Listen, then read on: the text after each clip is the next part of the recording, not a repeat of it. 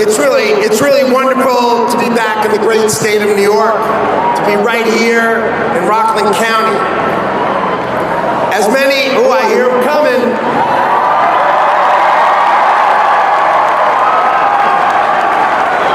I hear him coming.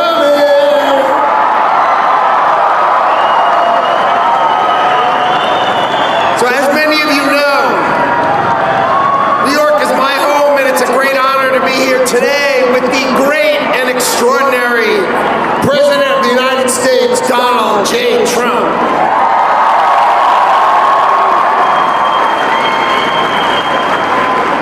Like me, President Trump grew up in New York, and he loves our state. We are fighting for New York, and we are in Washington, fighting for you.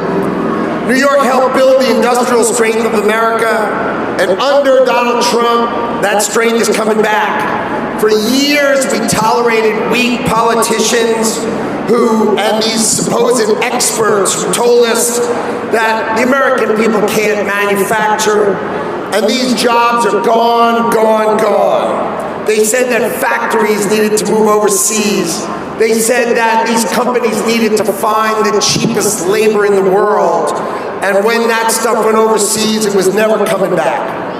Well, Donald Trump is just too damn smart to listen to that.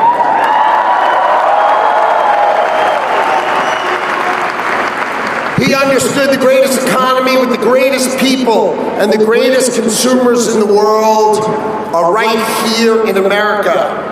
And if the world wants access to our great economy, then they're going to have to build right here in America. President Trump said Americans are going to manufacture again. He said companies are going to come and they're going to hire here. They're going to invest here, and they're going to build here in the United States, and of course, right here in New York. And that's exactly what's happening. Businesses are investing in America again, and they're investing in New York. A couple of months ago, I went upstate to where Micron announced a $100 billion memory factory in New York.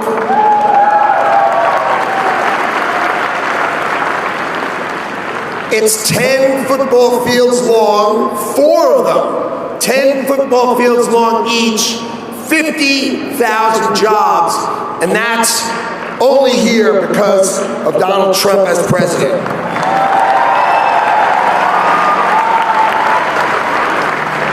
Global Foundries, another company, $16 billion in New York. That's manufacturing here. How about this one?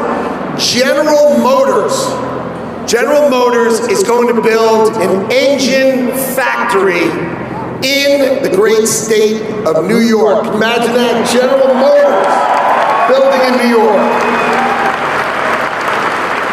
So I'm proud to say these are all deals that I led, that the Commerce Department led. These investments come from a Republican administration, an administration led by Donald Trump, with Mike Lawler, your representative, right by his side fighting for you.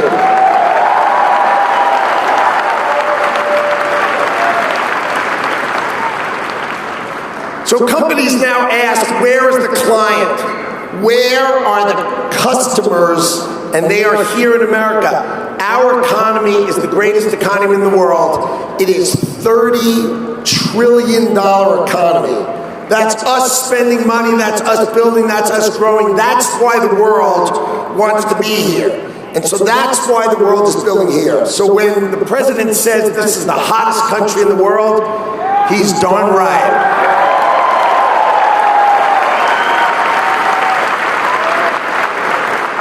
So what does our administration say? It says if you want to sell in America, if you want to be successful in America, you darn well better build it in America.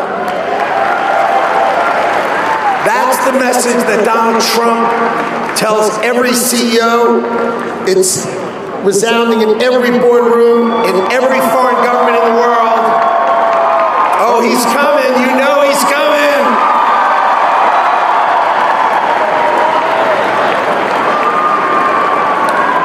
So when President Trump says America He means America you built here. America competes here. Our workers come first. The Department of Commerce, we execute his plan. We open markets for American companies. We fight for American exporters. We bring investment into the United States in size that's never been imagined. And our results are historic. Last year, the Commerce Department brought in $244 billion of orders. That's foreign people buying our goods so we can export to them and have great American jobs. That's America winning around the world. That's American workers filling orders. That's American products beating the pants off of foreign competition. Check that helicopter out right there.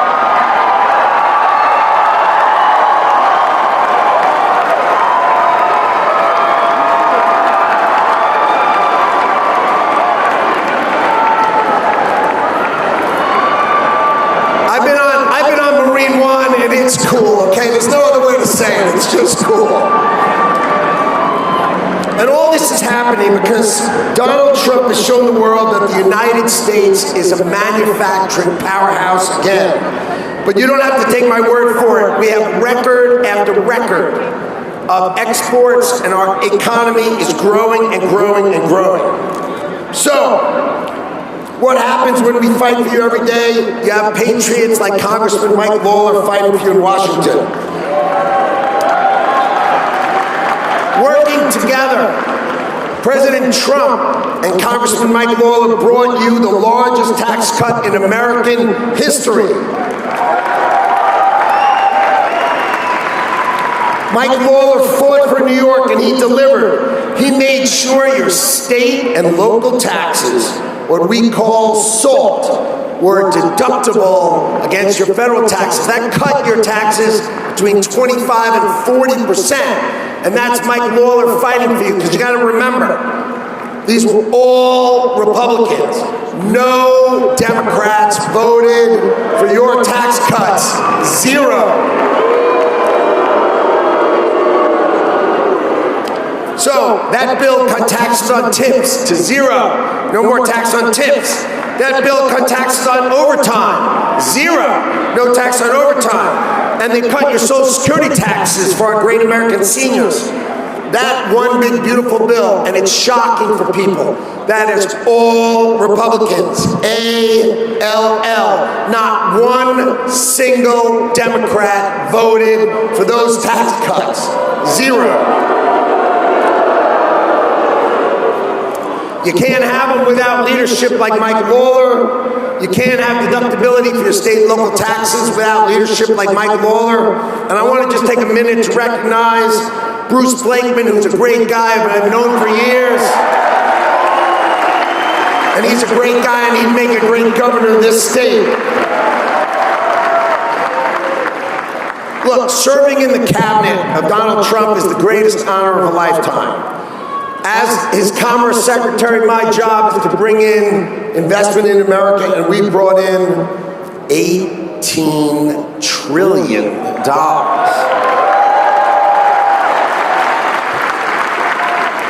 We're bringing confidence back to America. We're proving to the world that America is the best place to build, to hire, to innovate, and to grow. So you got to thank President Trump for fighting for America and for fighting for New York. He fights for American industry. We fight using the power of the greatest economy the world has ever seen. We're going to thank President Trump for reversing decades of dumb politicians doing terrible things to our country. He's bringing back strength, he's bringing back leadership, and he's bringing back prosperity. So thank you, New York.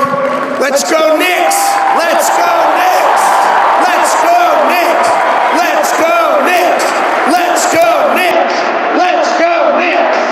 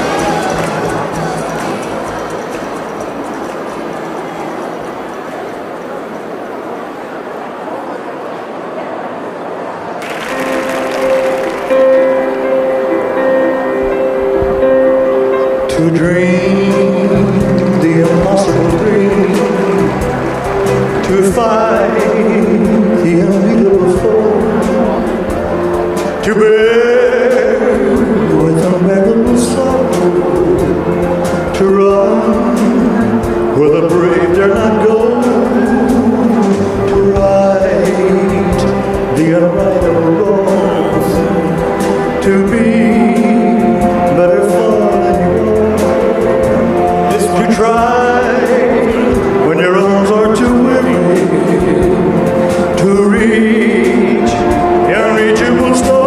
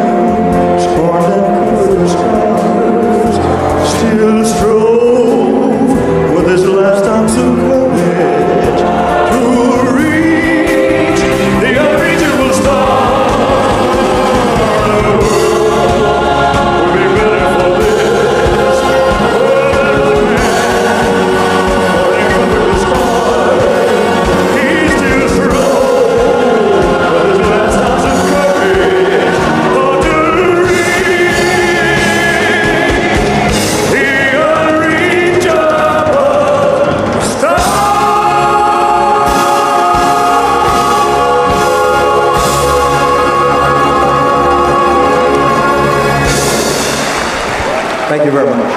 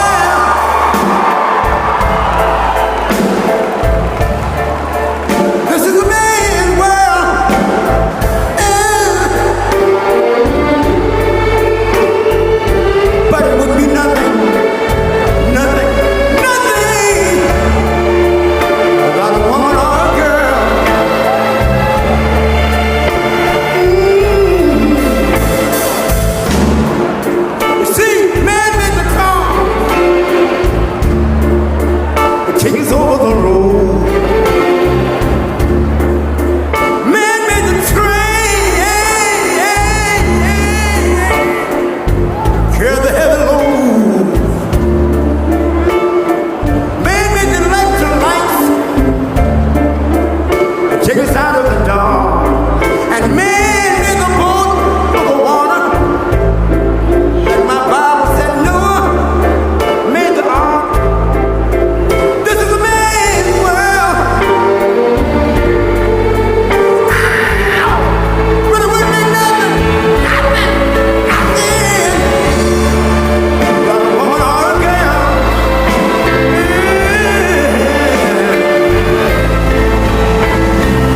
Uomo rincorre il potere, ma lui non sa. E il grande inizia ad essere come si parla. Nel marmo stringe l'unghia che non vive, che nella sua fantasia vorrebbe che non si accorge che nulla più senza te si vive solo per sé.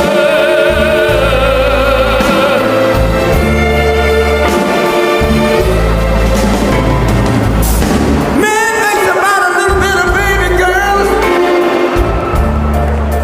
and a baby boy. Man make them happy because man make them toys. But after man made everything he can. Man made lira, pesos, dollars, rubles, buy from every good woman and every man.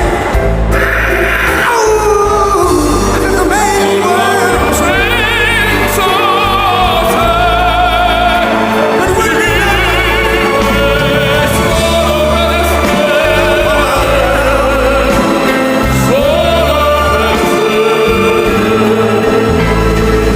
he's lost in the wilderness.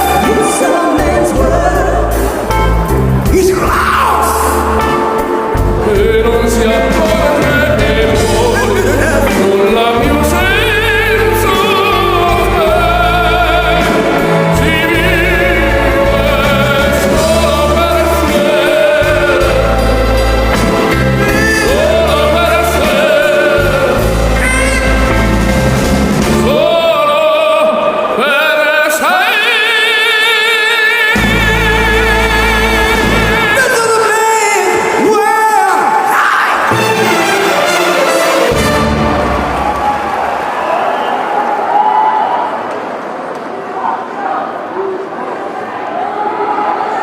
I've been selling my soul, working all day, overtime hours, bullshit pay, so I can sit out here and waste my life away. Drag back home and drown my troubles away. It's a damn shame what the world's got to do for people like me, people like you. Wish I could just wake up and it not be true, but it is. Oh, it is living in the new world with an whole soul. These rich men know the rich men, Lord knows it all. Just wanna have total control. Wanna know what you think, wanna know what you do, and they don't think you know, but I know that you do. Your dollar ain't shit, and it's taxed to no end. All the rich men, all the rich men.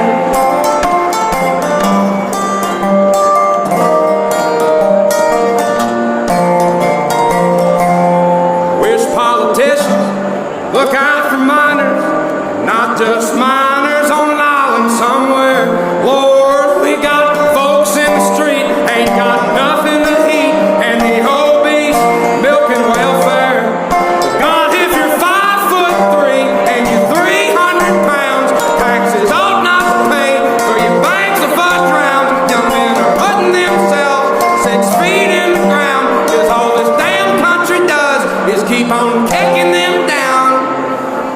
Lord, it's a damn shame what the world's gotten to for people like me, people like you.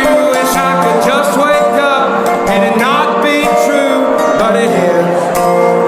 Oh, it is living in the new world with an old soul.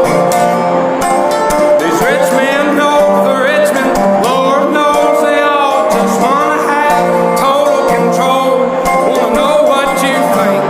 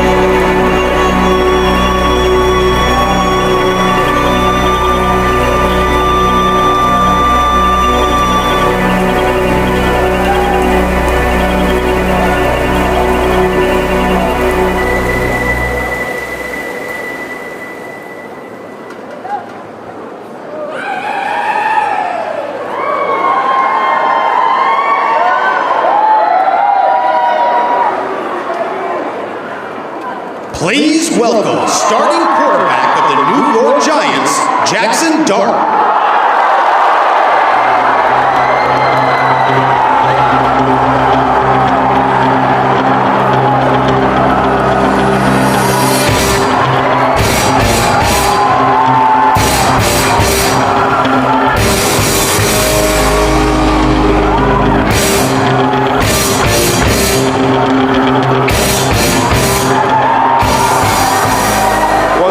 What's up?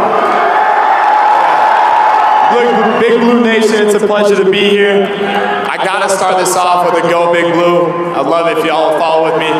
Go Big Blue! Go Big Blue! Go Big Blue! Go Big Blue! What an honor, what a privilege it is to be here. And without further ado, I'm grateful, I'm honored, I'm pleasured to introduce the 45th and 47th President of the United States of America, President Donald J. Trump. And I'm proud to be an American, where at least I know I'm free. And I won't forget the men who died, who gave that right to me. And I gladly stand up next to you and defend her still today. 'Cause there ain't no doubt I love this land. God bless the USA.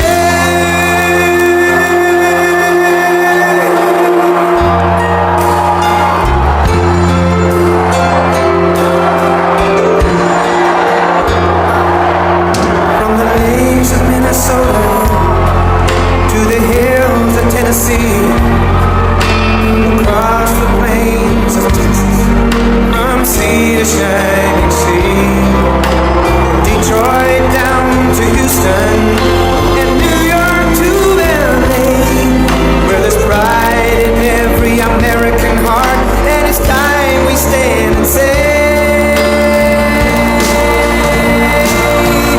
that I'm proud to be an American, where at least I know I'm free. And I won't forget the men who died, who gave that right to me. And I gladly stand up next to you and defend her still today. 'Cause there ain't no doubt I love this land. God bless the USA.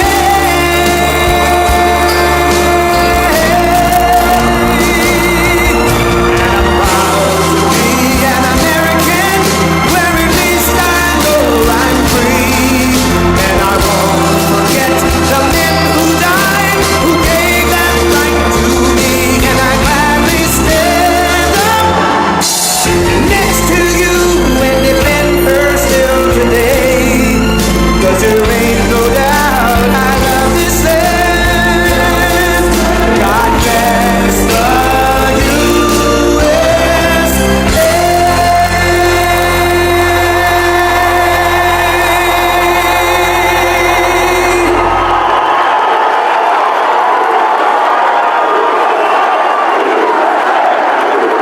Thank you very much.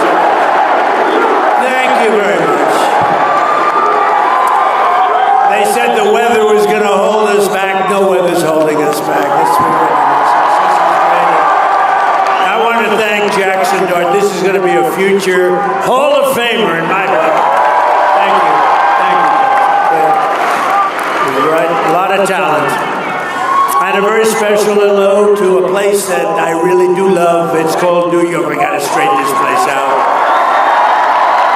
And I'm thrilled to be back in this incredible state with the proud, hardworking patriots of, did you ever hear of Rockland County? So I was born and raised in New York State, and my heart has always been here. I love this place, and we got to straighten it out. We got to get it back. We got to get it back. We're not going to let this happen. And we're sending a lot of money your way. We're going to get it back, but we need talent. That's why we have some of the people that you see right here. We have a lot of talent, a lot of political talent. From the beginning, this was a symbol of American excellence and American grit, and really the American dream. And New Yorkers are people who built Wall Street into the world's financial capital, who turned Broadway into the heart of American culture and entertainment, who dug the Erie Canal. You know what the Erie Canal is, big stuff. And launched 1,000 innovations that built really the middle class of our country. You really built the country. Unfortunately, in recent years, this state's been held back by bad policies, bad politicians, and foolish radical left idiocy. It's crazy what's going on. But under the Trump administration, we're doing everything we can to bring New York back in bigger, better, stronger than ever before. And I'll introduce him in a second, but you have a guy named Bruce Blakeman. Let me just say, he's a friend of mine for a long time. He won in landslides in Nassau County. If you know Nassau County, it's all Democrat. He's a Republican, and he won in landslides. And he just had the biggest election in the history of Nassau County as a Republican. And he's very conservative, by the way. I don't want to scare you. He's right here, Bruce. I'm going to introduce you in a second. You better get ready, Bruce. He's going to win. He's going to win. You know, when he ran years ago, he ran in Nassau. They said, you got to be kidding. It doesn't happen. No Republican wins in Nassau. And he ran and he won. And you better watch yourself. You better watch yourself, Kathy. Got a race. Got a big race. So we're going to start turning New York around. I'm going to work with Bruce. I'm going to work with the whole group in New York. We're going to work with Mike. Mike Lawler's fantastic. He's fantastic. He is a fantastic. I call him Mr. Salt. He didn't stop. He wouldn't stop. He was driving us crazy. We have to get salt. We have to get salt back. And he got it back. And he's a terrific guy. And you're lucky to have him. I'll tell you. He loves you. He loves this place. Mike. Great. Great, Mike. It's terrible things are happening. However, we have to take the good with the bad. Companies are leaving. Rich people are leaving. People that pay a lot of money. All these rich companies, big, fat, beautiful companies, they have jobs and they have money and they're leaving, and nobody's stopping them from leaving. New York can never, if we don't stop this, and I'm for you, and I'm helping you in Washington much more than I'm supposed to be helping you, believe me. New York can never be the same if it's losing its tax base, and the people that pay 85% of the taxes are leaving. And we're taking in illegal immigrants, so they're wonderful people, but they're not paying any tax. They're taking your money. They're taking your money. The people that pay 85 to 90% of your taxes are leaving. And you know, when they go, they never come back. They never come back. Nobody calls them. Nobody does anything. Nobody talks to them. Nobody says, please don't leave. We'll give you a tax rebate. We'll do anything. Don't leave. But they're leaving. They're going to Florida. They're going to Tennessee. They're going to Texas. They're going to South Carolina, North Carolina. They're going all over the place, but they're leaving, and we can't let it happen. It's a great place. We can't. Bruce will stop it. Mike will stop it. They're all going to stop it. They'll bring them back. On top of that, the streets are dirty. The crime is out of control. We have a family here that's so incredible. Really, two families. We have somebody else. We're giving them the Presidential Medal of Freedom, something we've never done for this reason, but the mother is here of a great young man, and we're going to give him a very special honor. The illegal aliens are all over the place. The people are getting shot left and right. The elections are rigged. They don't have voter ID. They don't have proof of citizenship. Think of it. We want to get the Save America Act passed now.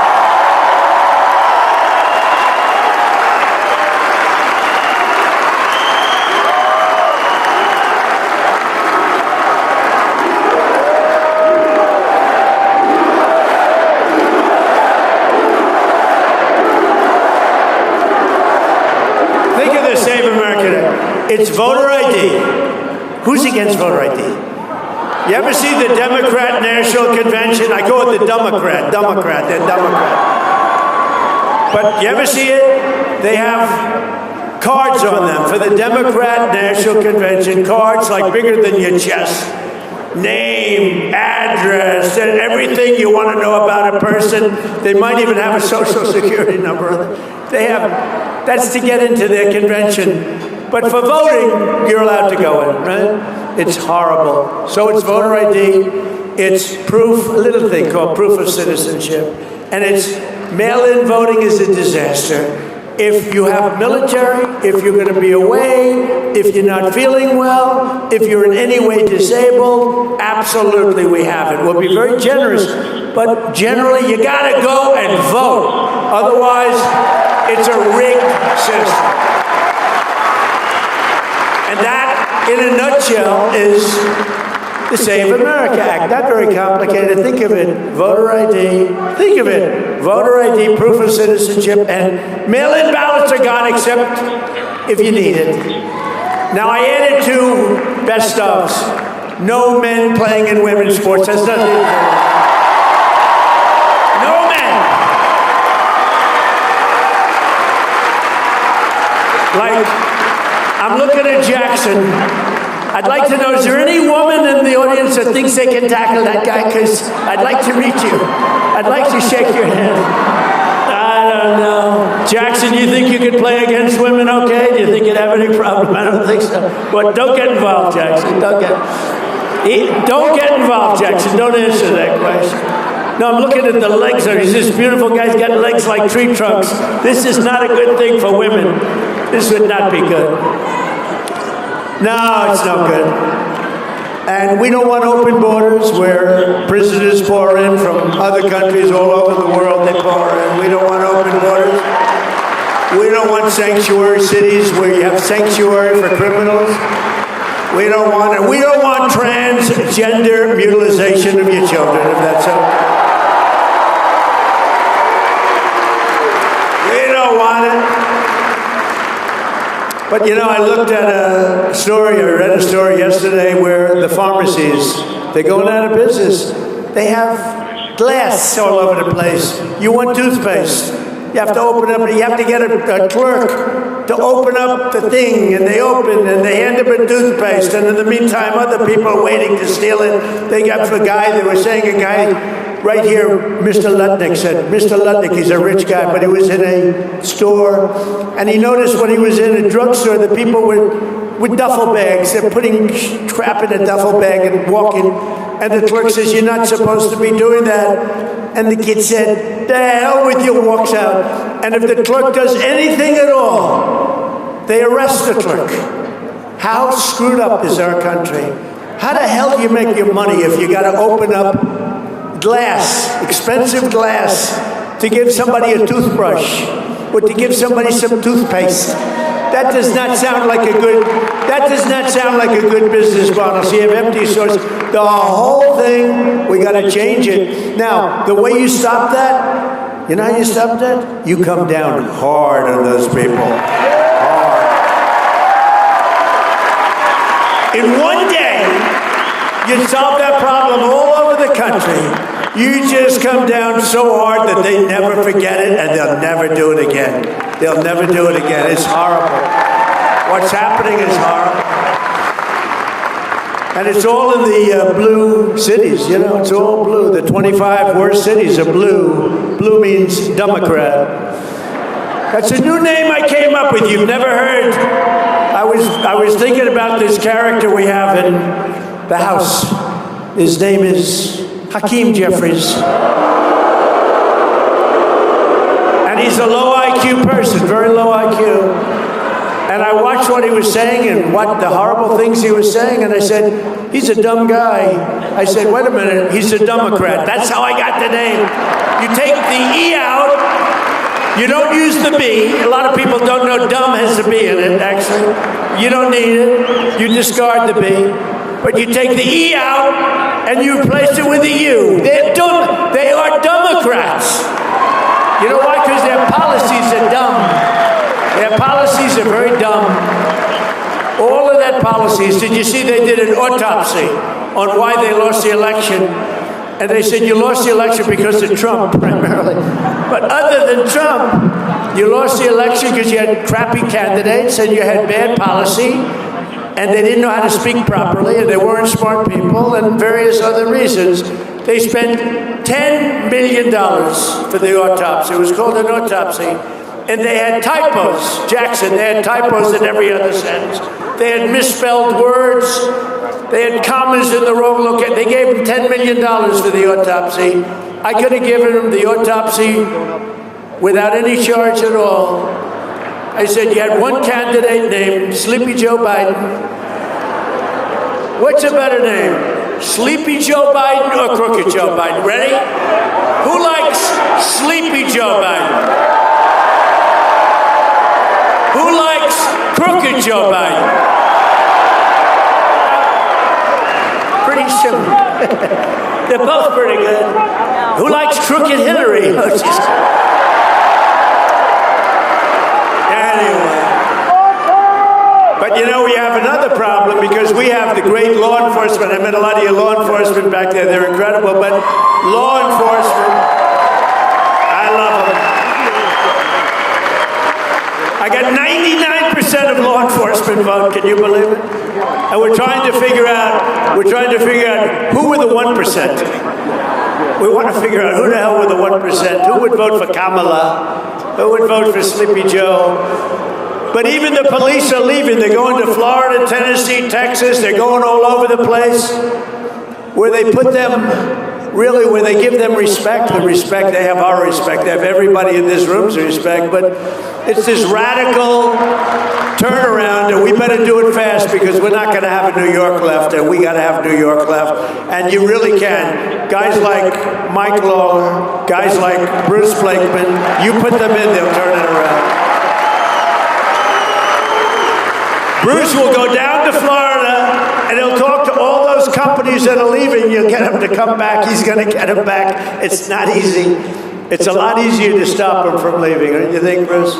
So, but it's a campaign that I promised that I would cut taxes. I had a big, beautiful campaign. We won in a landslide.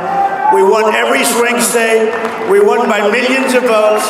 We won the Electoral College in a fortune. But we had another thing that we won. 86% of the counties in America. Think of it.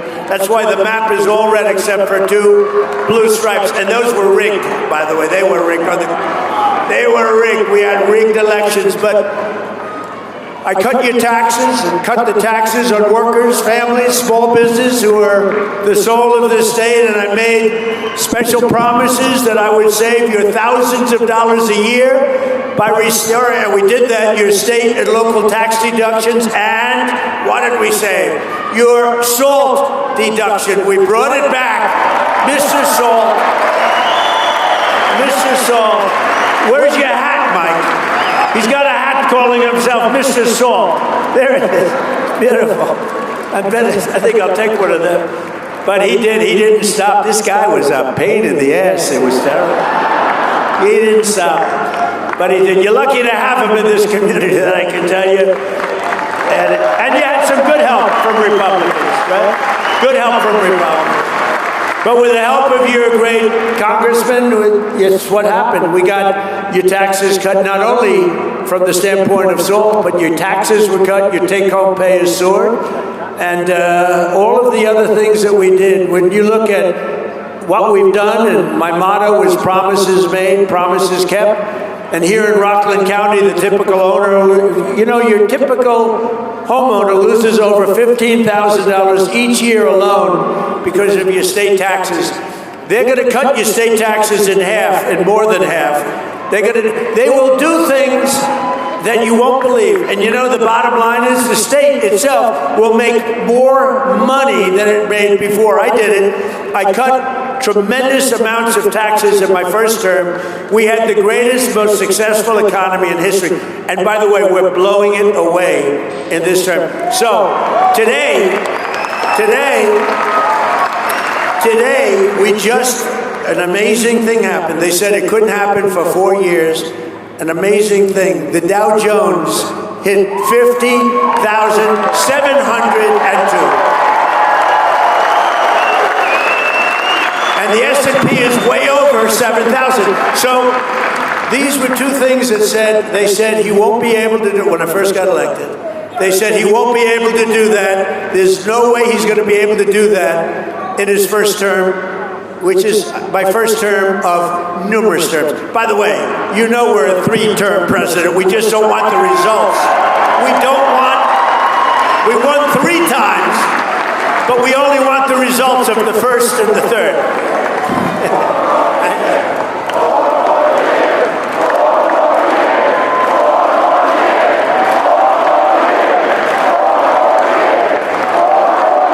We have a hat. The hat says 4 more years. It drives the radical left lunatics crazy. But we did all of the different things, and we've saved you from $10,000 to $40,000 a year, the people in Rockland. On average, over 1 million New Yorkers claimed the deduction this year. You're able to write off nearly $22,000 on average, putting thousands of dollars back in your pockets. And these are all Republican tax cuts. The Democrats voted against every one of these tax cuts. Every one. They voted, as an example, in favor of open borders. They voted against the border. They voted against the wall. They voted against the sanity of when we talk about men playing in women's sports. I tell you how ridiculous it is. That's why I love having Jackson, because it's so easy. I just say, how would you like to play against him? But we have even better, Jackson. We have a weightlifter. He was a failed male weightlifter, and then he decided to transition to the other side. And they had a major contest, an Olympic tryout, and they had a young woman who was really good. She was one of the greatest ever. And she could lift 204 pounds over her head. And the record stood for 17 years, Jackson, 17 years. And she was going to break the record. It was a big record, but she was going to break it. And they took 1/8 of an ounce, and they put it on one side. And they took 1/8 of an ounce, and they put it on the other side. And her parents were right where you are, you beautiful parents, right? Are you parents? Yes. Even if you weren't, I'll say you are. Not her. Good job you did. Good job, Mom. And they had this beautiful young weightlifter. Female, real female. This was a real female. So she had 1/8 of an ounce, 1/8 of an ounce. She had like 208 pounds, and she was going to do it, and her parents were so proud. Her father knew she couldn't do it, but the mother thought she would. That's typical mother. The father was sort of not so sure. He loved his daughter, but he wasn't sure. And she bent over, and she lifted that sucker, and she pulled it up, and she was getting close. And she could barely, and the mother was screaming, come on, darling, you can do it. 17 years it stood. Come on, darling, you can do it. And she got it up to here, Jackson. She said, she was almost, come on, darling, the mother and the father was almost bored because he knows she's not going to do it. And the mother's screaming, come on, darling, I love you so much. Mom, I love you. I love you. And she couldn't do it. Boom, it dropped. And then in steps this young transitioned person. You know, I've gotten very good with the words. It took me a long time. I used to get criticized. He was a transitioned person. And he stepped up. Now, he was a failed, lowest of the low for the male weightlifters. And he stood over that way. He looked at it. He could have done it 4 or 5 times. He broke the record by over 100 pounds. Isn't this ridiculous? Do you want to hear the swimming story or not? You know, my wife, the great First Lady, number one movie. You believe it? I don't like that. I don't like successful people in the family. No, you can only have, remember, there's one star in a family. It doesn't work with that. No, she did a movie, number one movie. You saw that? Then it went streaming, the new thing streaming with number one streaming. But she says, darling, please, you speak so beautifully. Would you do me a favor? Don't do the swimming story. Don't do the weightlifting story. It's so damn unpresidential. And also, darling, when you're leaving and they have that song, the gay national anthem, if you remember.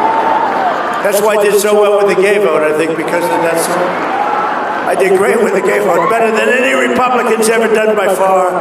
But my wife, the First Lady, very elegant woman. That's why people love the women went to see that movie 15 times. Okay, ready? She said, darling, don't dance, okay? It's not presidential. Don't do the weightlifting thing. It doesn't look good. Don't do the swimming thing. So I'll do the swimming thing, too. All right, I'll do this. Now, a young Olympian, very beautiful Olympian swimmer. And, you know, it's sort of like the pyramid. All the great people, they swim against each other from the time they're 5 years old. You know, it just works that way. They're better, whether it's golfers or players, baseball, football players. You were great when you were 4 years old. You could throw a ball better than anybody else. But the truth is, it always works that way. This young woman looking for the Olympics, and she knows all the girls on the right and all the girls on the left, and she stands and she's so proud. She wants to qualify, and she's really a champion swimmer, and she looks to the left.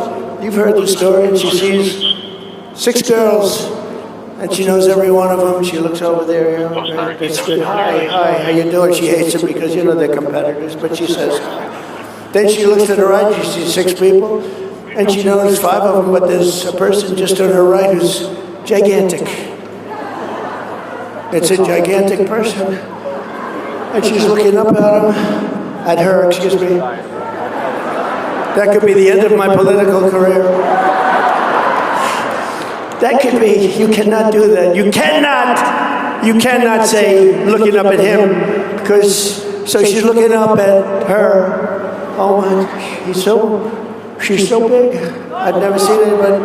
And he has a wingspan sort of the size of Shaquille O'Neal. Go home to mom. Go home. Go home to mom.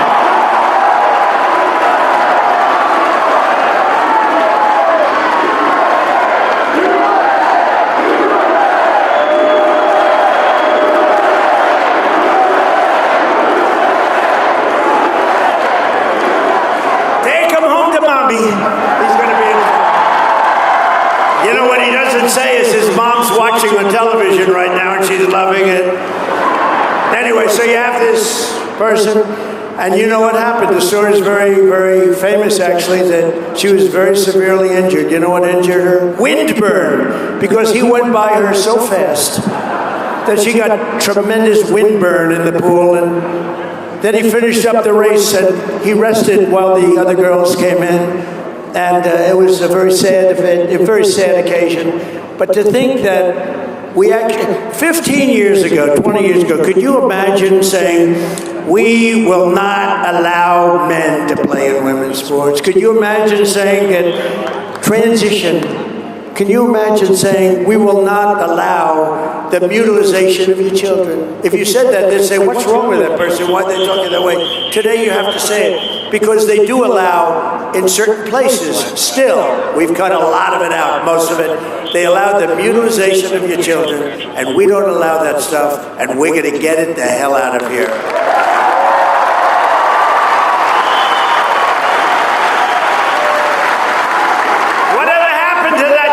So quick. I tell people, please don't do it. It's dangerous. To do it in this crowd is not a good thing. You don't want to do it at Trump crowds. I had very little. Do you remember originally? I used to have a lot of that. You know, the first couple of months, I'd have people screaming, and they learned it's just not a good thing to do. It's not good. It's sort of dangerous. And of course, I like things that aren't dangerous. I don't like to see people get whacked. I don't like it. So don't do it. But we used to have it all the time. My first month or two, oh boy, guys would start screaming, we hate you, son. And then all of a sudden it got less, and now it never happens. That's the first time it's happened in a long time. That's the first time it's happened in a long time. If the Democrats gain power, they'll take these deductions and tax cuts away. They'll raise your taxes, and I'll tell you what, all my life, I went through life watching politics. I love politics, always watch. I never thought I'd be a politician. Can you believe I'm a politician? I hate the sound of it. But remember that, although I had a good night the other night, right? We knocked out a bad senator from Louisiana. We knocked out Massey, a horrible, one of the worst Republican congressmen. We knocked out somebody in Georgia, Raffensperger. We knocked him out. We knocked out everybody. We were 38-0.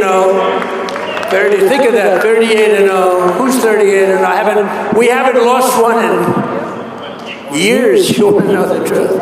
We have. Let me tell you. We have Make America Great Again, MAGA. We have a movement the likes of which this country has never seen.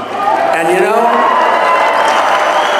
it's a movement based on common sense. It's not that it's conservative maybe, but it's a movement based on common sense. We want strong borders, we want good education, we want low taxes, we want a strong military. How good is our military, right?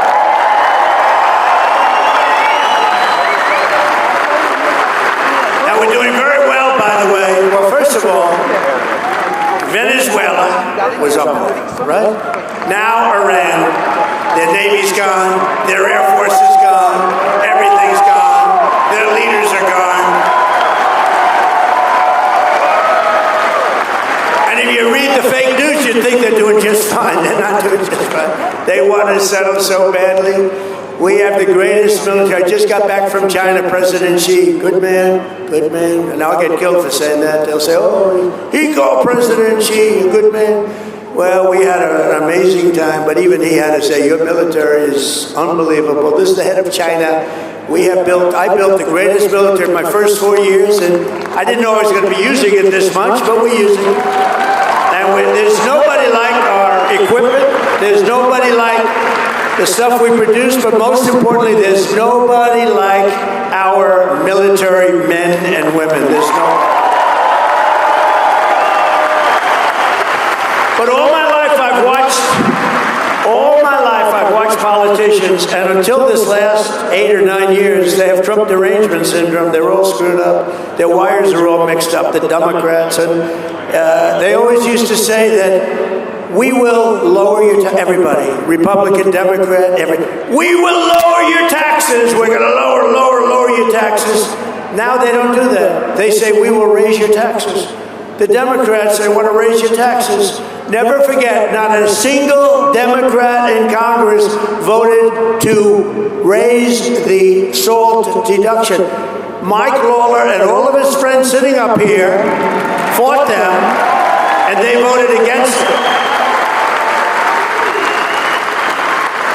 And by voting against the great, big, beautiful bill, one of the greatest pieces of legislation, probably the biggest ever passed, because we put everything in 4 years. That was my idea.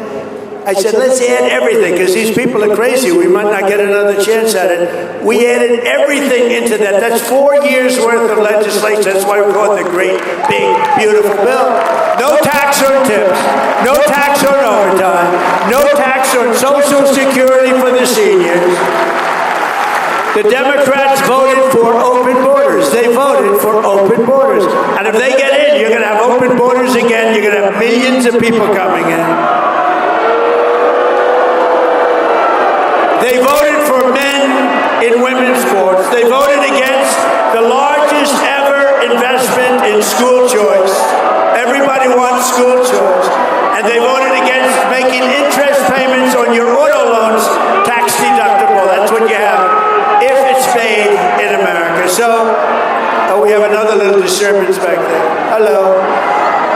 Hello, everybody. That's okay.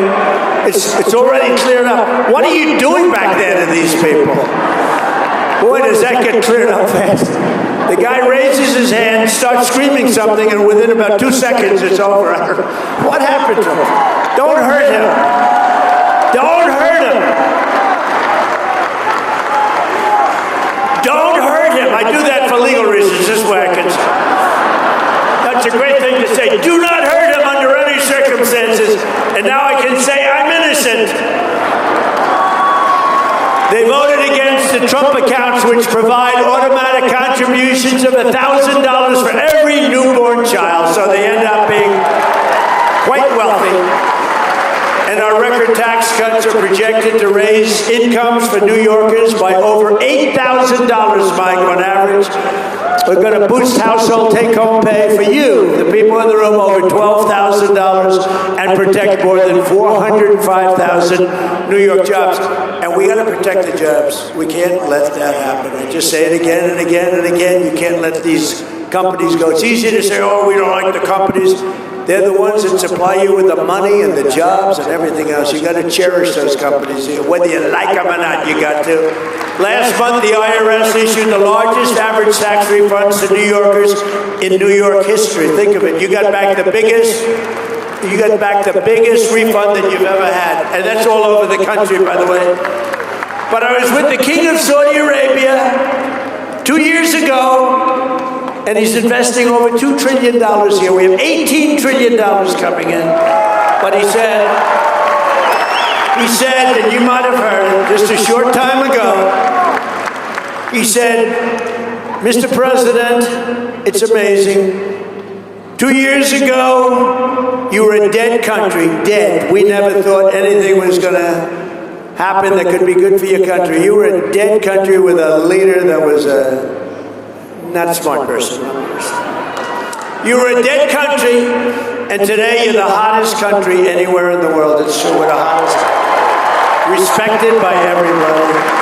We're respected by everybody. The stock market has just said 68 times during my short, a little bit more than a year, 68 days we hit all-time record highs. And since the election, adding $9 trillion in value to your savings and retirement accounts, 401ks.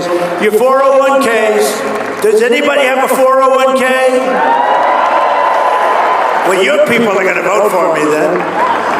There's no way. Will anybody with a 401k vote against Trump? Thank you. It's always risky to ask that question. Sometimes it's yes, true. It can be a very dangerous way. But since I took office, the typical 401k is up more than $30,000.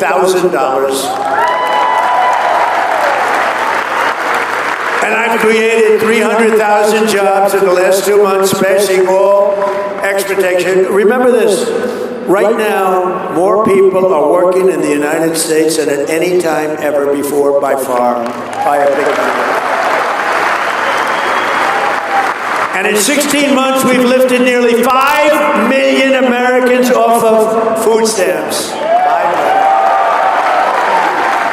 And thanks to my strong tariff policy, now I get into a lot of trouble with tariffs because you remember when I first came out? I love tariffs. And I said, I love tariffs. It's my favorite word in the whole dictionary. I love the word tariff. And the fake news, look at all of them back there. That's a lot of fake news. That's a lot of fake news. They're all over the place. They're all over the place. I got more fake news. You know, they hate me, but boy, do they cover me. But I said, my favorite word in the dictionary is tariff. And they got after me. They said, he's a horrible human being. What about family? What about God? What about religion? What about love? So now I say it's my fifth favorite word, and I get it. And I'm okay. But because of tariffs, we brought numbers into this country that know. In other words, if you make your product outside of the United States, to get it in here, you have to pay a big tariff. So what do? They build their factory in the United States. And that's what they do. And even New York, with your bad policies, we have people coming here. I'm trying to get them to come to New York. We've also cut our gaping trade deficit by, if you cut a trade deficit by 1%, a half of a percent, you're a genius. I've cut it by 59%. It's because of tariffs, because the money we're being made. Is that right, Mr. Lutnick? Secretary of Commerce is here. Looks good, looks handsome, reasonably. He doesn't look like Jackson. I'd rather look like Jackson. I'll take Jackson any day. Under our leadership, factory construction is up, new residential construction is way up, and consumer spending is way up. American companies are ordering core capital goods to expand their operations at the highest rate in the history of our country. And last year, General Motors announced a new manufacturing investment of $1 billion in upstate New York to produce V8 engines, which they never would have done here. They were all made in Germany and other countries. Now they're making them here because if they don't, they have to pay a big penalty. And they're stamping them at my instruction, made in the USA. Made in the USA. We're bringing it back. Joe Bonney is building a $1.2 billion dairy plant in Rome, New York, the largest investment in the history of the company, big company, and Micron. Boy, Micron's great. They're investing hundreds of millions. In fact, it'll be could be very close by the time they finish out, over $100 billion in Clay, New York. Anybody come from Clay? You will be there when you go up and look for a job. My administration and our allies in Congress are also fighting every single day to lower the cost of living. So I got into office, I won the election in a landslide, and I have a news conference. Thank God. I mean, not to brag, but if I didn't win the election, we were dead. The welfare was tripling and the business was leaving, and the $18 trillion would have been 18 trillion to the negative instead of the positive. We would have been a dead country. We would have been finished. It's true. We ended Joe Biden's insane electric vehicle mandate. That's where they wanted everybody to buy an electric car. And as I told Elon, I love electric cars, but Elon, it's not for everybody. You know, we would build the charging booths, right? It would cost the country $4 trillion. No country can afford that. $4 trillion. You ever get an electric car and you shouldn't get nervous because, you know, your thing is down a little bit? Friends of mine tell me the starts down a little bit, getting close, and you're looking, what about a charging station? You know, this is an hour before it runs out. Where's the charging? And then you see it. It's a sign, and it says charging station, an arrow pointing to the right, 92 miles. And you limp in if you make it at all. No, we love electric cars. I have to say that because of Elon, but I love electric cars. They're lovely, lovely vehicles. But I said, not everybody wants to have an electric car. And I ended that whole nonsense. By 2030, you're going to all have electric cars? I don't think so. How about California? They have electric cars. They don't have enough electricity to turn on your air conditioners. They have brownouts, and now everybody's going to have an electric car. That's one of the worst governors in the country, by the way, that guy.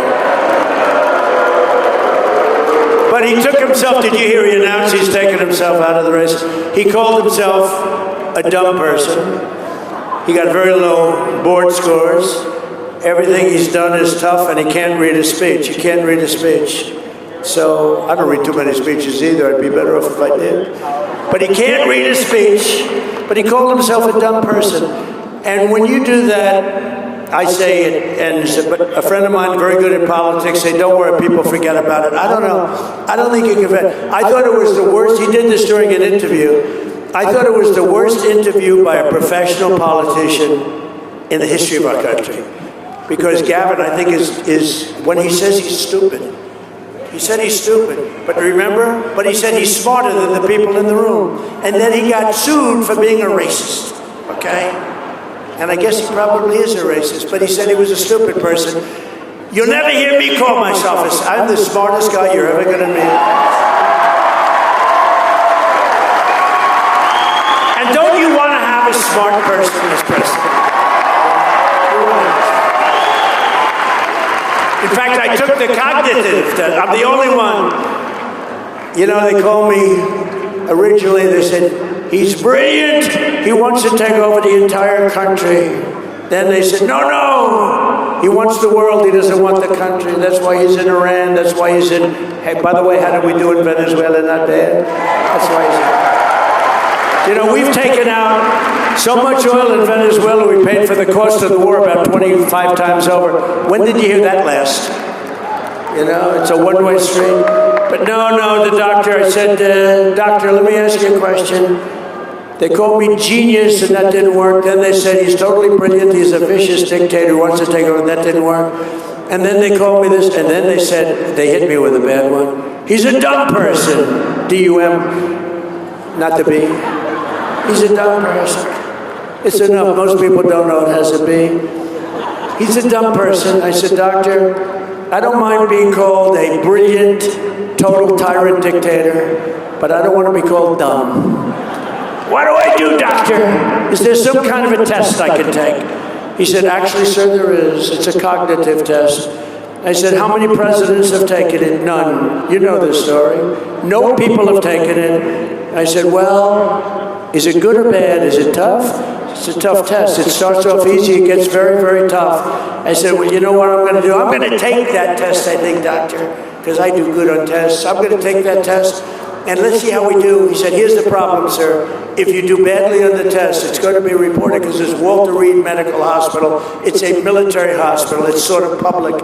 So you have 5 doctors sitting there, and they're all, if you do badly on it, sir, and you could do badly, because, you know, the questions are very easy in the beginning, then pretty easy, then pretty hard. By the time you get to the end, there are not a lot of people in the room can get them, believe me. I said, well, it will be public, won't it? It'll be embarrassment, but let's do it. This was in my first term. I took it, and I aced it. And they had tough questions. So the first question was, you have a bear, a snake, an elephant, and a horse. Name the horse. That's the horse. The second question's a little tough, and then he goes, so the New York Times does a story to show the test that I just aced, and they only used the first question. They didn't go into the other questions. They didn't go in, but toward the end, like they had a question like, pick a number, sir, any number. Okay, 203. Multiply times 9. Divide by 2. Add on 1,324, subtract 1,292. Sir, multiply it out one more time by 19. What is the answer, sir? And I got it right. And the one doctor said, I've been doing this test for 20 years. I've never seen anybody ace it. So then what happened, that was my first term, and that quieted people down, it was good. And then what happened, I did it twice in my second term. So I've taken it and I've aced it all 3 times, I'll tell you, because it is a positive thing. Nice to be smart. But remember, I said, and I made the statement, all presidents and vice presidential candidates should be forced to take a cognitive test on intelligence. And I said it loud. Obama couldn't do well on it. Biden wouldn't even get the first question. I don't think he'd get the... Which is the bear? Which is the horse? No, what do you get? You know, I have a friend, he's very good politically, but he has a test. He owns, like, stores. Little stores. He's not super rich. In fact, he's not even rich. But he makes a living, as the expression goes. But I knew him a long time. I like to keep my old friends. I like to do really much better than them. I don't like friends that become very successful. I like people that are just okay. Even if they're terrible, I like that too. I hate, like when I have lunch with somebody that's really, really successful, I hate it. Because he or she is bragging about how great they are, and I hate that when they do that. Because they stop me from talking about the fact that I became president.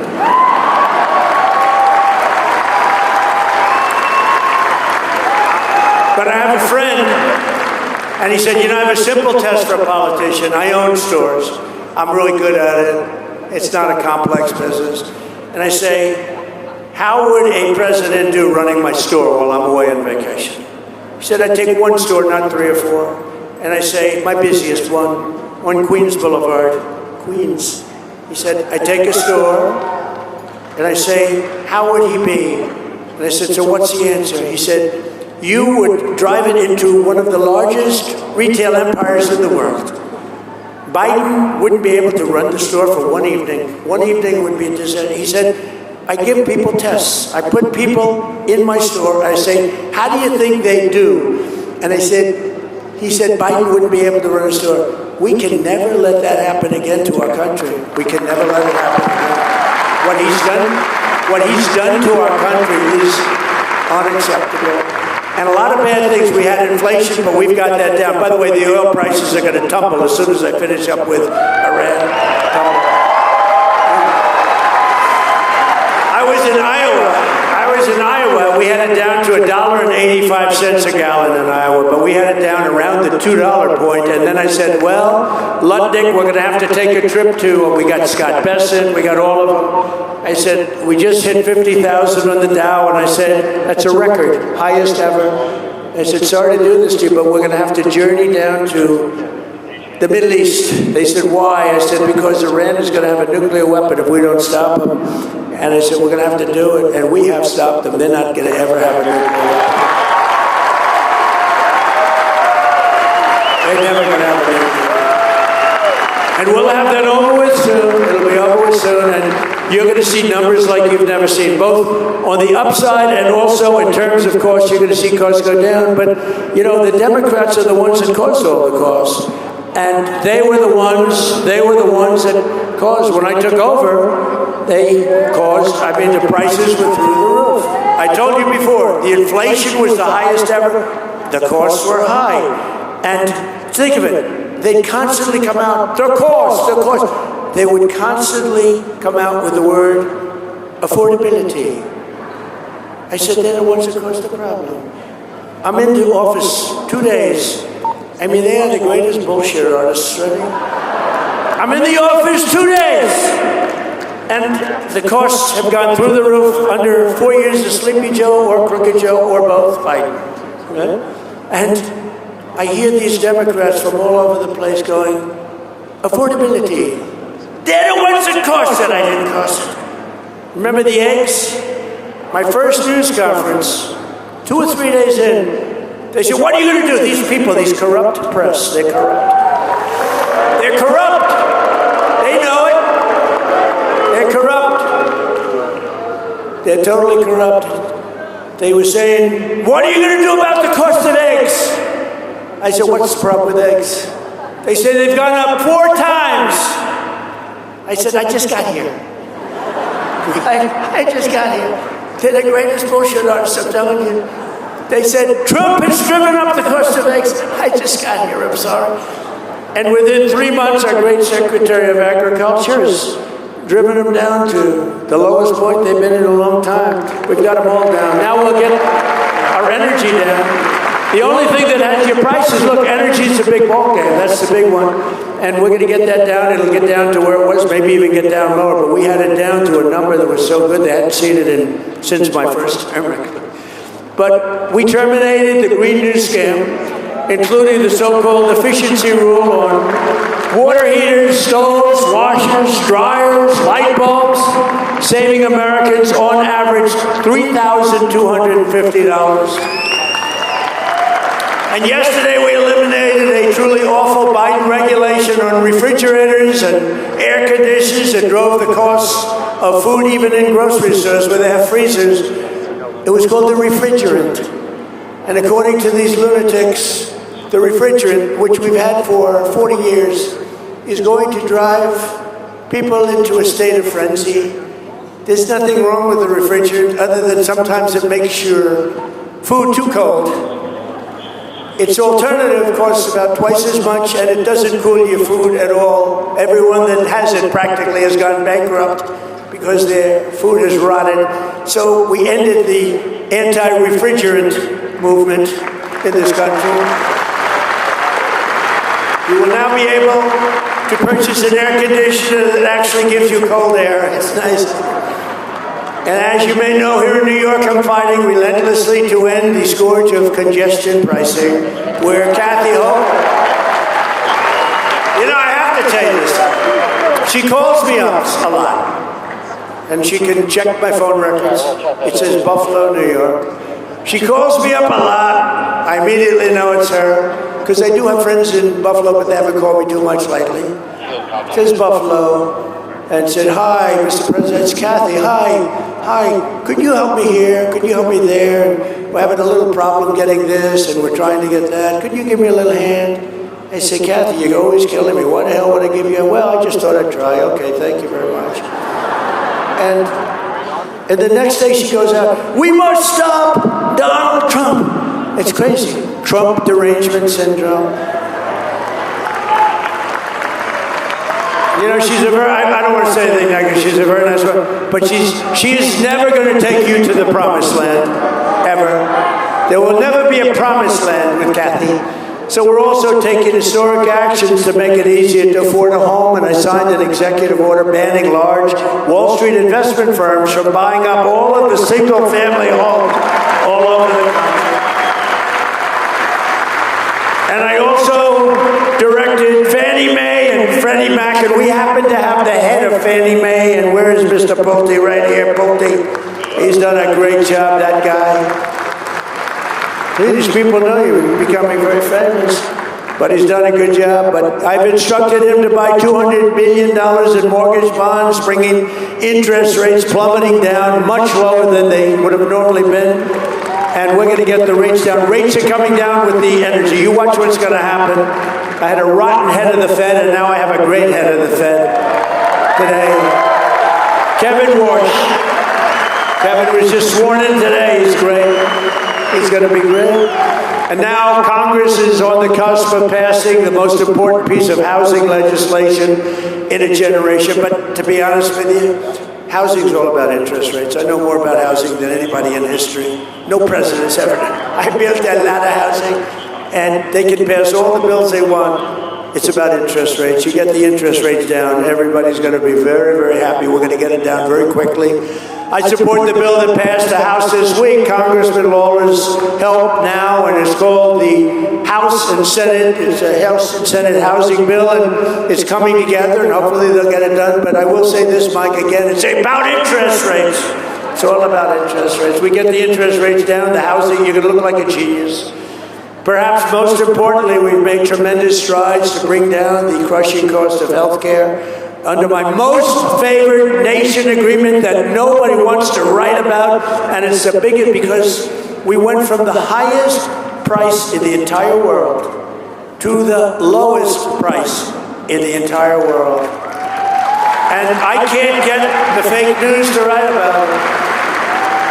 I think that alone should win the midterms. That alone should win them. It's called most favored nations. In other words, we pay the lowest price of any nation in the world. So we're right now paying many times higher. We're paying sometimes 10, 12 times higher than other nations, like the fat drug. $87 in London, $1,300 in New York City. And a friend of mine who's very fat called me. He said, President, he's crude as hell. He's crude and very smart, highly neurotic. We all know people like that. Very smart, but highly neurotic. And he was in London, and he's a rich guy, made a lot of money, but he knows the cost of medicine that he takes, probably more than that he takes, this guy.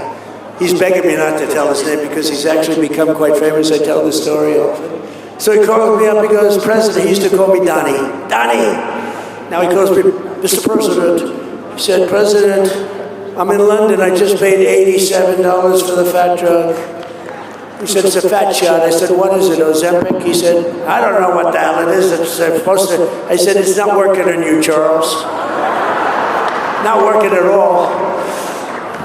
It hasn't worked, but he knows the price. He goes, I paid $87, and in New York for 2 weeks ago, I bought the same damn thing for $1,300. And it really made an impression. I mean, look, I've been watching this for a long time.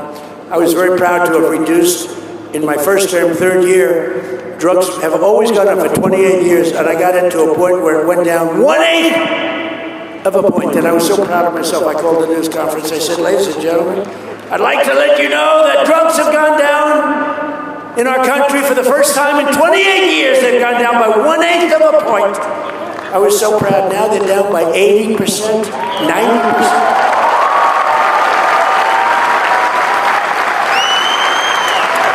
80-90%. And the fake news doesn't want to write about it. And you could even say 400, 500, 600, or 700%, depending on the way you ask the question. But here today is a local family that has benefited greatly from our policies, especially our historic tax cuts and the great, big, beautiful bill. Kathy Kennedy is a retired special education teacher from Orangetown. And this year she saved more than almost $3,000 less on our taxes thanks to the SALT deduction, and congratulations to Kathy. Kathy, you want to come up here? Come on up here, Kathy.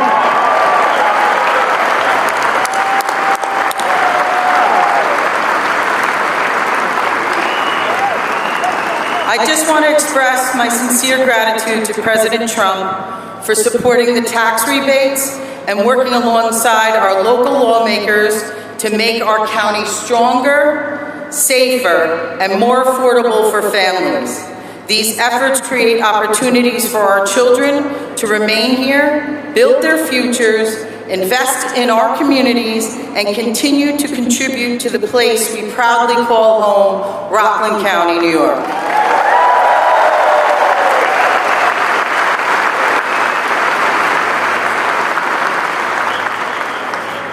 Good afternoon, everybody. I love seeing all the beautiful patriotism out there today. But, Mr. President, we wanted to take a moment to sincerely thank you for the policies that you've put in place, and they're making a major difference for families like mine.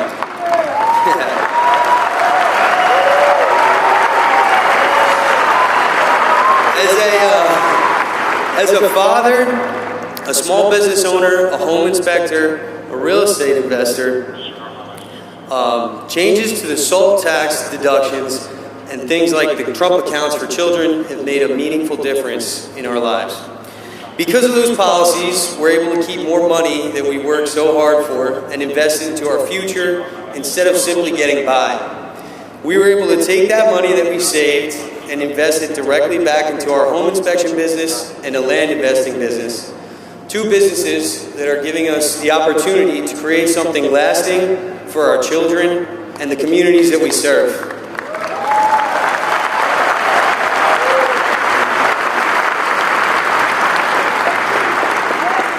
And more important than the financial side, entrepreneurship is giving us more freedom. Freedom to spend more time together as a family, freedom to build a future on our own terms, and freedom to be there for the moments that are most important with our children. Mr. Trump, we just wanted you to know that there's hardworking American families out there who are benefiting from all that you're doing. So from the bottom of my heart, thank you, and God bless America.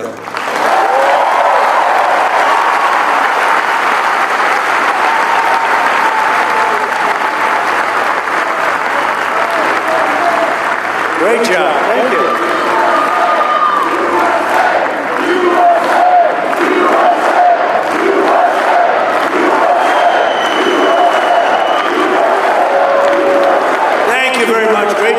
A budding politician, I can say that. I also want to call up the man who fought so hard, harder than anybody else, for the SALT deduction, and he's really become a friend of mine. He's a warrior. He's a warrior who fights like hell, and he fights really for you. That's what he's doing. And Mike Lawler, Congressman, come on.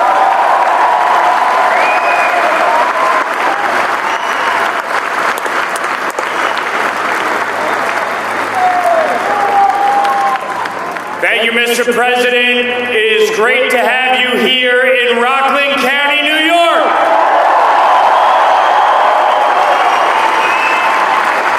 Now, Mr. President, you moved Rockland County further to the right than any county in New York in 2024, gaining 14 points and becoming the first Republican to win Rockland County as a presidential candidate in over 20 years.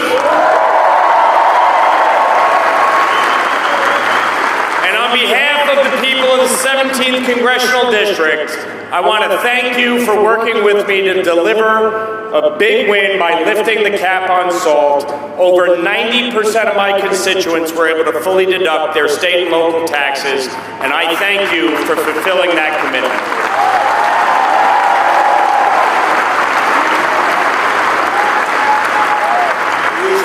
He's done a great job. Thank you, Mike. Amazing. We're pleased also to be joined by the Secretary of Commerce. He's a big man, very successful guy, and I said, that's the guy I want for Commerce, and he's done a fantastic job. And Howard, you want to say one thing fast? Could you speak fast? Come on, let's get up here. Come on. He's great. Done a great job. Howard Lutnick.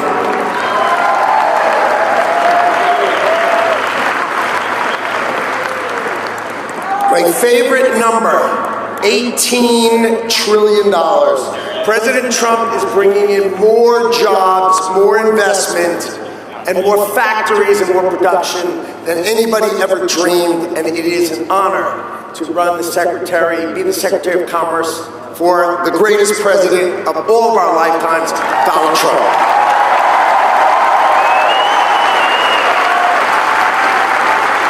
And I won't ask him to speak, and I introduce him because he's been incredible.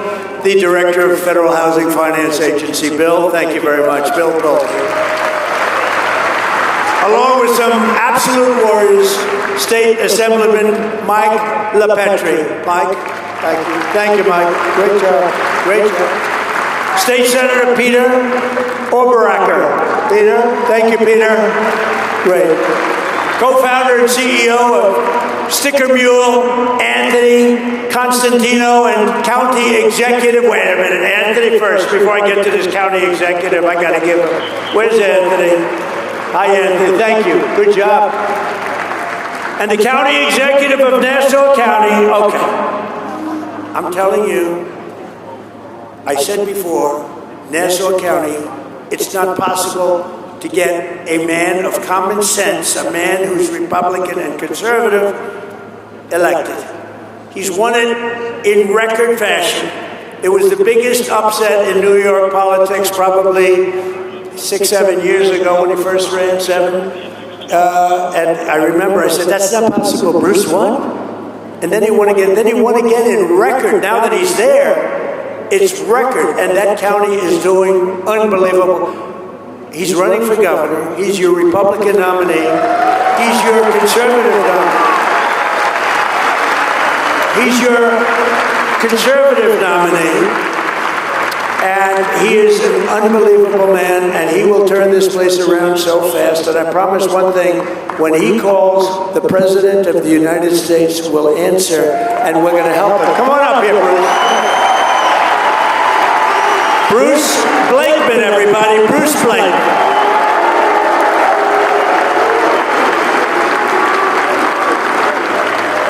Come on, Hudson Valley, let's hear it for President Donald J. Trump.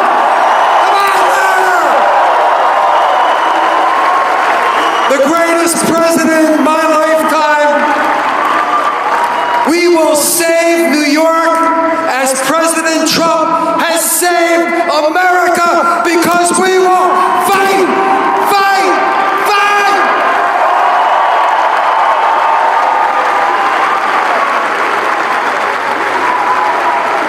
You watch what happens. So, and he really is. He's a special man, a very talented person, a great executive. That's what you need. You have people that have no idea what's happening.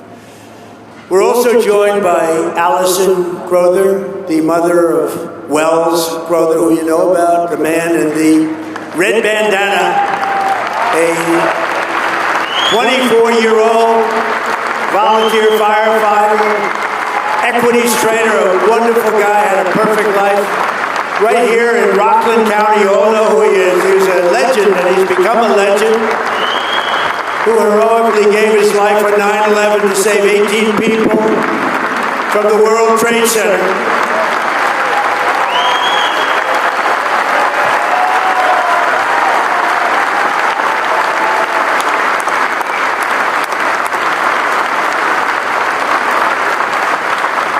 And I see his mother is here.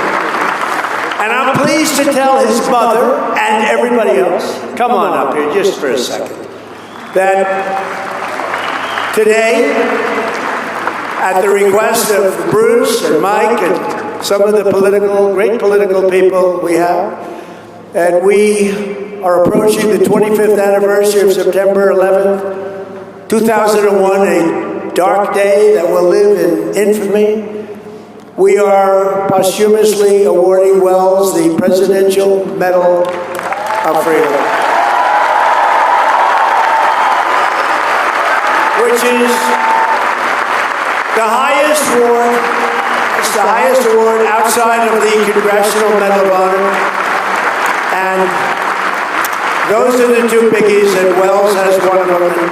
I just want to congratulate his great mother in doing a phenomenal job in raising that young man. Boy, what bravery, saved those people and became a legend in a sense. Nobody else would have done what he did, so he's going to be getting the Presidential Medal of Freedom. Thank you.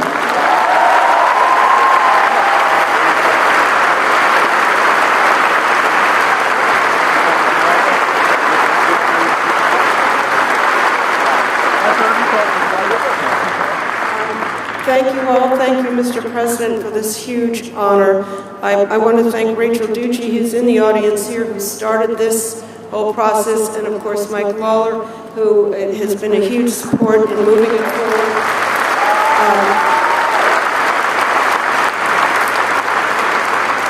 I didn't come prepared for remarks, so I just want to say, to me, it's such a beautiful thing that even 25 years later, Wells's light still shines brightly. I travel.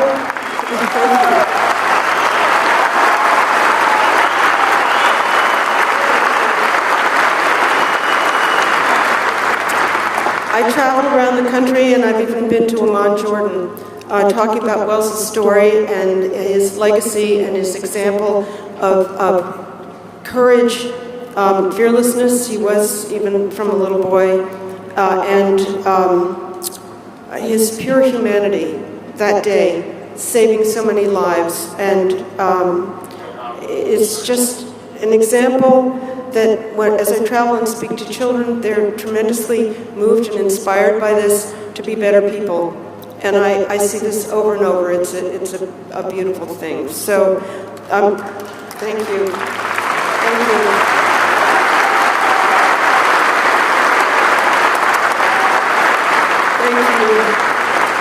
Thank you. I'm also very blessed with my 2 daughters, their wonderful husbands, and 6 grandchildren who are my family now. They can stand up. They're right over there. So I guess I just realized early on that I couldn't pick up a weapon and go fight the bad guys myself, but the weapon I had was to work to bring good into the world. And that's what I continue to try to do every day. And I'm blessed that we were able to learn Wells's story, which was actually Memorial Weekend of 2002, when we finally uncovered the story, thanks to the New York Times. So thank you, Mr. President. We are truly blessed and so honored to remember Wells this way.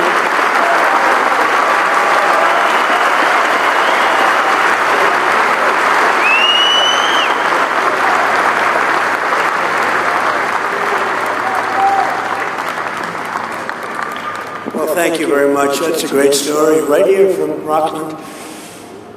They grow heroic here, don't they? Yeah, we know that. And we're also truly honored to be joined by some of the very special people, the family of Sheridan Gorman. You know Sheridan, and her father is a great friend of one of my people, Dan Scavino, who's done very well. He's become quite known in the world of politics. Dan is great, but his father's a friend of Dan, so it affects us maybe a little more than it would normally, but it was terrible 2 months ago.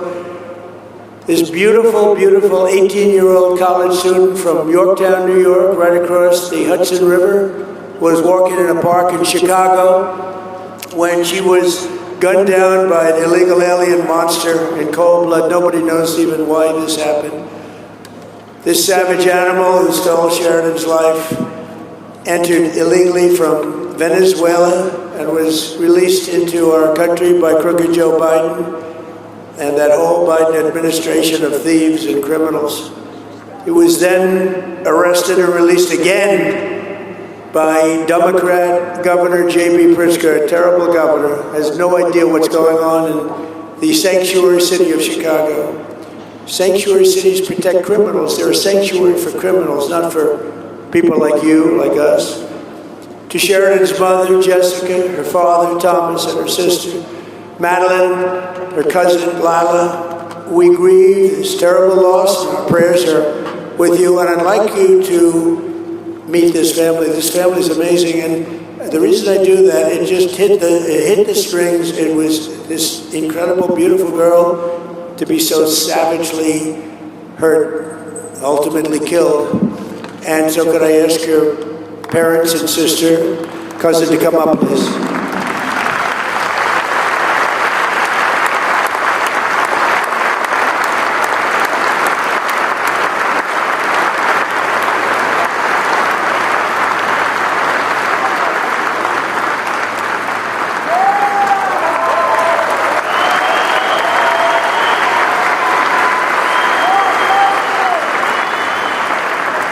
Thank you, Mr. President. I have to say, you are just so funny. My family has laughed more, smiled more than we have, like in the past hour, than we have since March 19th. It's been such a gift. Thank you.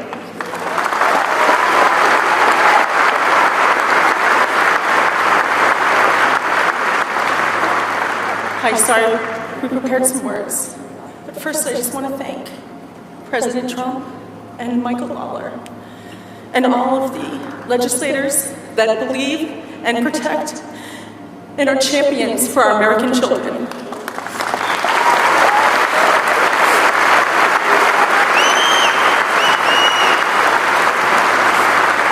My name is Jessica Gorman, and Mother's Day was just 2 weeks ago. For most mothers, it meant flowers, and cards, and phone calls, or children coming home. For me, it was heartache and tears. Because on March 19th, my beautiful daughter, Sharon Grace Gorman, was murdered in cold blood. She was walking on a pier in Chicago with her friends. Just a few blocks from her campus, they were hoping to see the northern lights over the Chicago City nightline. Sharon never got to see those lights. Instead, her life was stolen by a man who should have never been in this country, a man who should have never been set free in that community. And every step, the system had a chance to stop him. And at every step, it failed. And my daughter paid for those failures with her life. No mother should ever have to wonder if her child called out for her in her final moments. No mother should ever have to imagine her baby lying alone and bleeding on the cold pavement. And no family should ever have to bury a child because public officials failed to put innocent American lives first.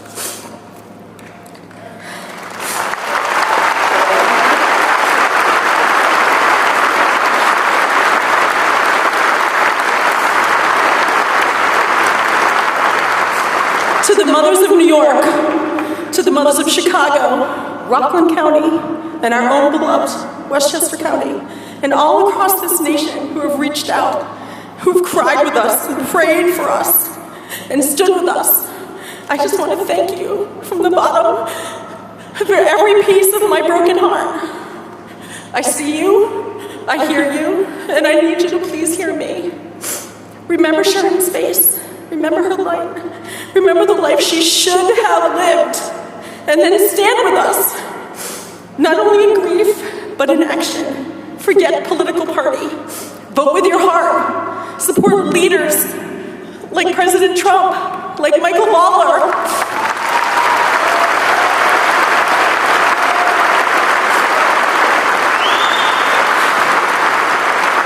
Please, please support leaders and policies that protect your child and mine. Because a city and a state or a country that does not protect its children has lost its way. And together, we must be brave enough to demand that it find its way back. Thank you.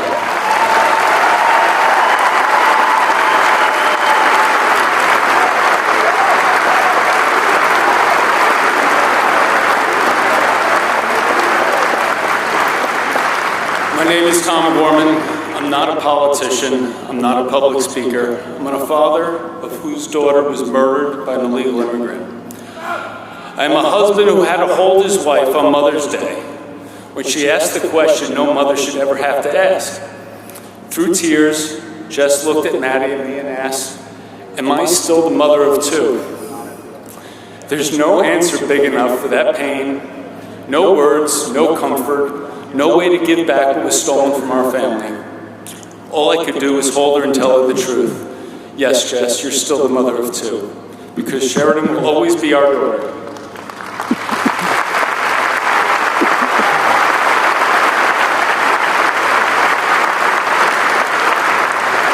No mother should ever have to ask that question, and no father should ever have to answer it. This is what failed policies have done to our family. We did not just lose Sheridan, we lost our peace, we lost our future, we lost the life that we knew. And no family should have to become experts in immigration failures, release policies, warrants, sanctuary laws, enforcement breakdowns, because their daughter was killed by someone who should not have been here and should not be free. Let me be clear about one thing. We support legal immigration. Legal immigration has made America stronger. We all know families, neighbors, coworkers, and friends who have come and done it the right way. Followed the law, they worked hard, built businesses, raised families, and made this country better. That is America at its best. But illegal immigration is different. Criminal illegal immigration is different. Borders matter, laws matter, enforcement matters, and above all, American families matter. We are deeply grateful to President Trump and to Congressman Mike Lawler for comforting our family, saying Sheridan's name, and fighting for policies that put safety of American children and the citizens first. But I do not understand why this is a fight that belongs to only one party. Protecting our people is not politics. It is the first responsibility of government.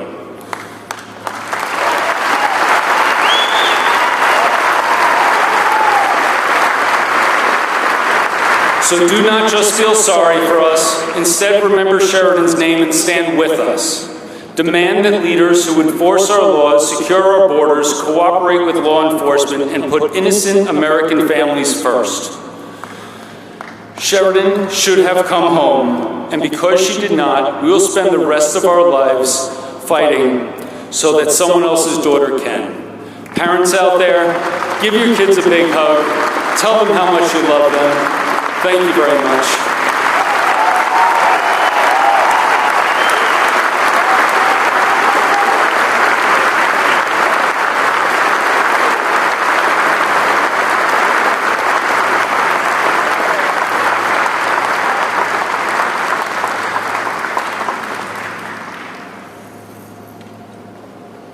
Well, it's crazy.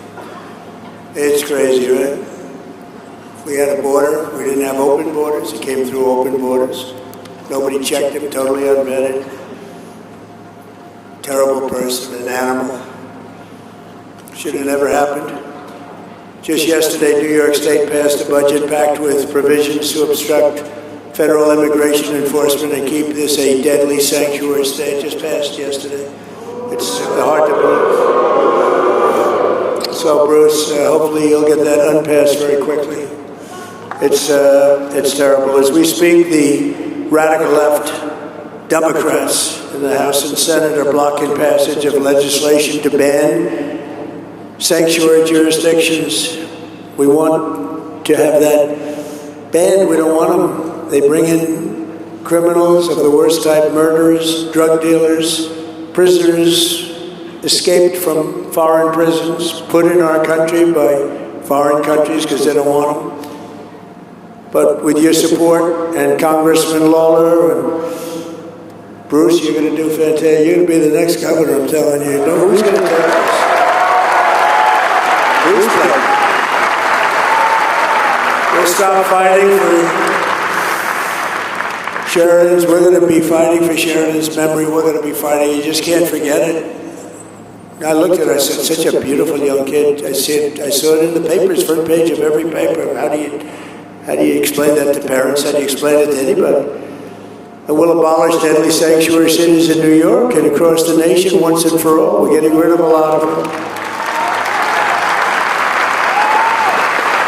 And we now have the strongest border in the history of our country by far. The strongest.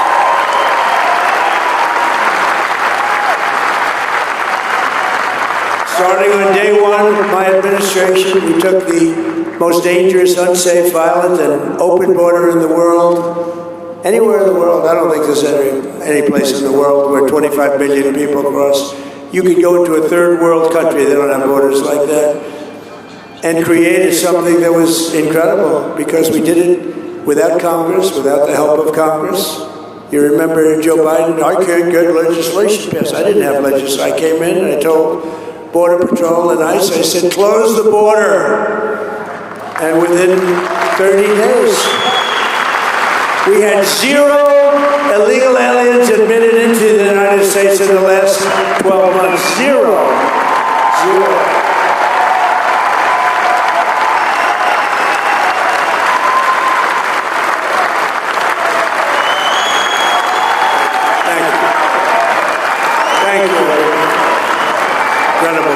You built this country. Remember that. You built it, nobody else.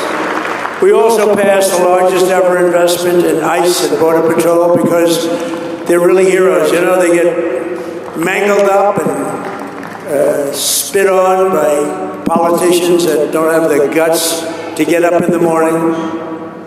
Democrats all, really Democrats all. You look at the stats, it's all, everything's blue. The blue states.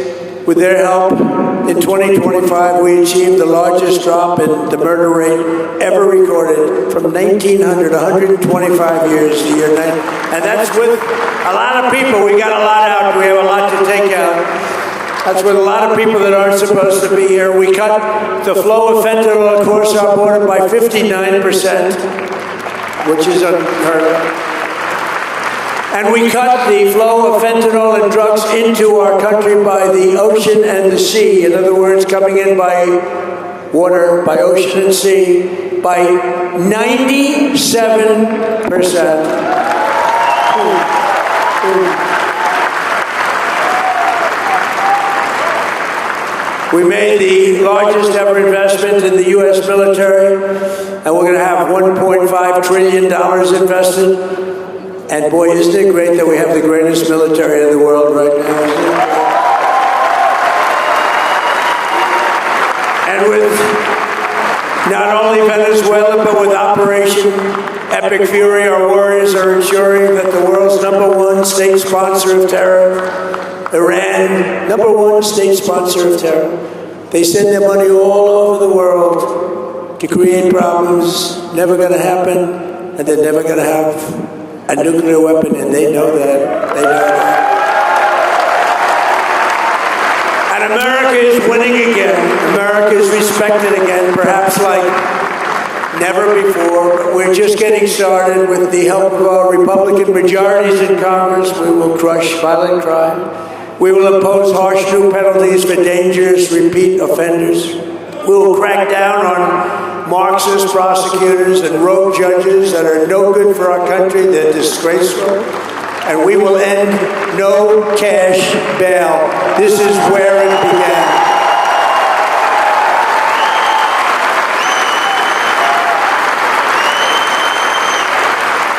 And we will pass what we call the Great Healthcare Plan. The Great Healthcare Plan.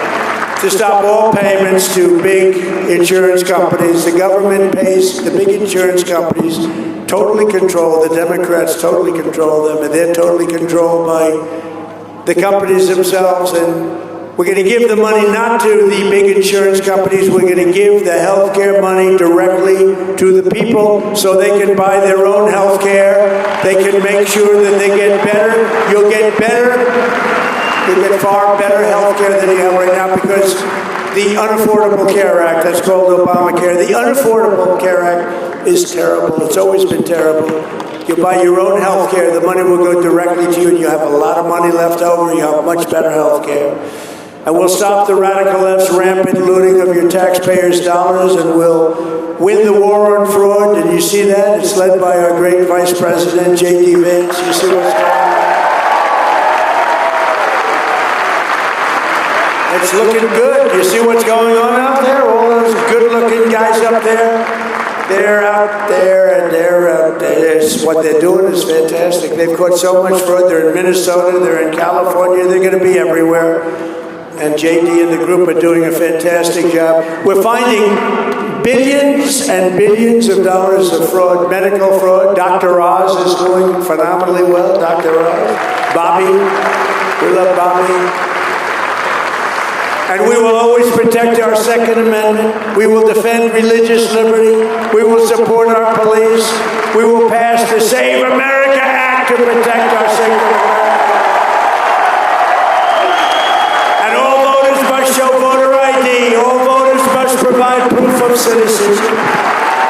And there will be no more mail-in ballot scams, especially in places just like this where it's so rampant. Except for illness, disability, military deployment, or travel, we'll be very generous in that regard, but we have to stop it. There's no country in the world that has mail-in ballots like we do. No country in the world. You know why? Because it's inherently corrupt.